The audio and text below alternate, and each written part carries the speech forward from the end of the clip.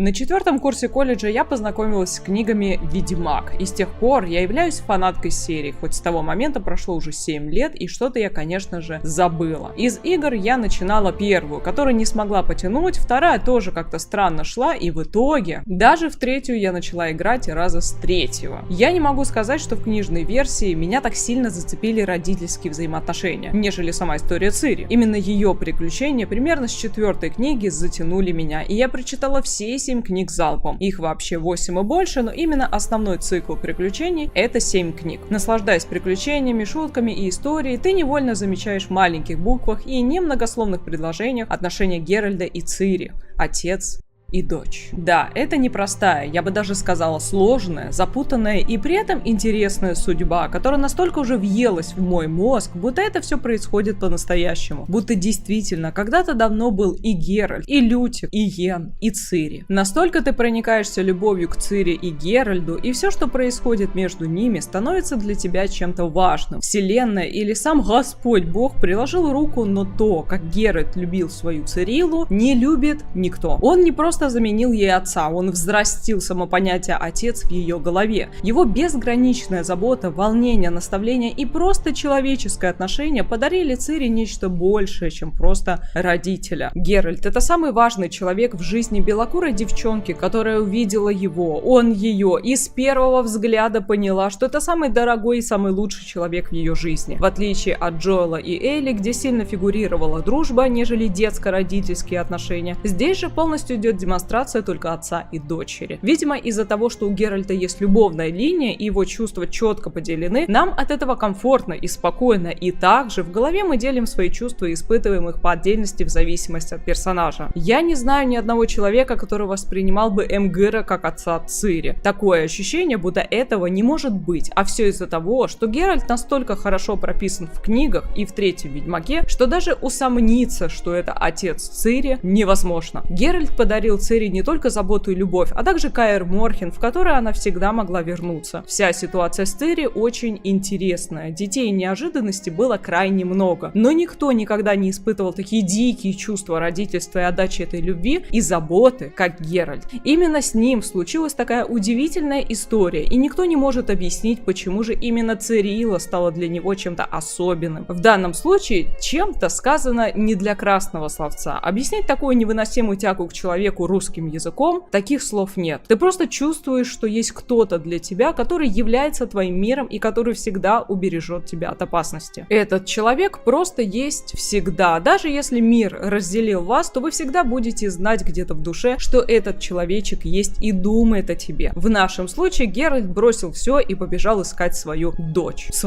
Я до сих пор удивляюсь, насколько же хорошо надо было прописать историю, что мне даже мысли не возникает, что ее родной настоящий отец жив, здоров, вроде в книгах он тоже не умирал, и я не помню, что я даже не задумываясь вижу только Геральда как отца для Цири. Причем Цирилла никогда не называла Геральда отцом, что очень интересно, однако при этом для нас с вами есть только эта картина и никакая другая. Жизнь Цири в книгах была ужасной. Я хорошо помню момент, когда ее все-таки поймал охотник и потащил полуголую с мечом на арену, чтобы она убивала всех, кого сможет для развлечений. Мне было очень плохо на этом моменте и противно. У Цириллы даже была небольшая любовная линия с ее подружкой, пока Геральт лазил по горам и пытался ее найти. И здесь, в 3-м Ведьмаке, он также продолжает искать ее, как в старые добрые времена. Дикая охота все ближе, ведьмаки не молодеют, хоть и живут дольше, однако Геральт готов умереть за свою Цири, Йен и своих друзей, но в первую очередь за Цири. Иногда кажется, что Цири даже дороже Йен, несмотря на то, что они также ссорились, однако, видимо, из-за того, что она всегда будет маленькой девочкой, Геральт испытывал к ней самые светлые чувства. А особенно интересно, что происходило в голове Анджея Сапковского в 90-х годах, пока он создавал все книги. Любое творческое выражение создается по себе. Любые книги, которые вы читаете, любые фильмы, которые вы смотрите, это все тайные желания и выражения автора. Мы можем лишь догадываться, почему во главе всей истории именно дочь и отец стали настолько важны. В реальности у Анджея Сапковского был сын Кшиштоф Сапковский, который умер в возрасте 47 лет в 2019 году. Причина его смерти неизвестна. Именно благодаря благодаря сыну весь мир увидел небольшой рассказик на конкурсе «Новая фантастика» в 1985 году. И после того, как читателям понравился рассказ, они потребовали продолжения, а Сапковский и согласился. Именно сын попросил отца поучаствовать в конкурсе, так как был ярым поклонником журнала, который проводил данный конкурс. Кстати, я хочу выделить особое внимание на то, что Сапковский пошел навстречу своему сыну, хотя другой бы родитель мог сказать: боже, какая чушь, уйди от меня. А Анджей молодец, послушал сына и решил попробовать. Поэтому, дорогие мои, обязательно участвуем во всех конкурсах и самовыражаемся. Возможно, из-за того, что вы струсили, сейчас мы не видим нового суперигрового проекта или фильма по вашей книге. Наставления на путь истинный закончились.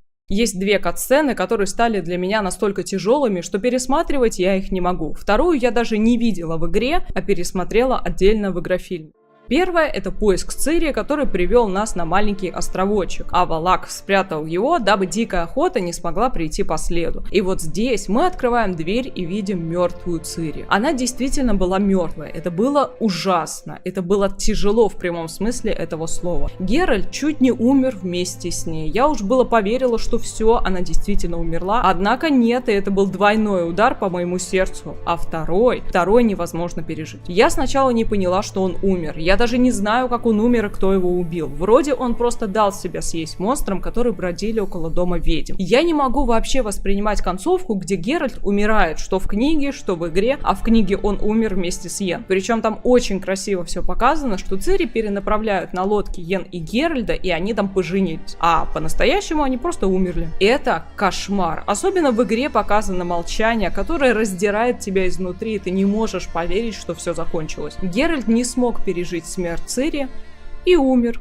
Просто умер. Я никогда не выбирала эту концовку и не шла на нее. Все мое нутро протестует, и я даже не хочу знать, что такое возможно. Геральт сильно отличался от других ведьмаков. Он был слишком чувственный, и любовь у него есть, и дочь он себе нашел, и даже маму он видел и разговаривал с ней. Прям не ведьмак, а какой-то Дон Жуан. Однако мы можем вспомнить, что мутации лишь притупляют чувства, но не аннигилируются. Такая сказочная и поистине удивительная привязанность случилась у Геральда, увидев эту маленькую девчушку, которая бежит на него и кричит его имя. И здесь он понимает, что именно она станет для Белого Волка всем миром. Ее жизнь становится дороже всего на свете, и ее предназначение стало и его предназначением. Из-за того, что их взаимодействие не показано детально, так и непонятно, почему она. Вот потому что и все. И в этом и есть магия происходящего. Будто бы сама судьба специально все так подстроила, чтобы эти двое стали семьей. Сколько бы Цири ни кричала, что она уже не маленькая, для Геральта она всегда останется маленьким белым счастливым пятнышком, которую он оберегал, обучал, и которая была так рада видеть своего отца, который подарил ей самые счастливые эмоции, который никогда ее не предавал и был готов на все ради нее. С самых первых минут, самых первых взглядов все было понятно. И здесь не нужны слова, чтобы описать их привязанность друг к другу. Здесь все понятно без слов.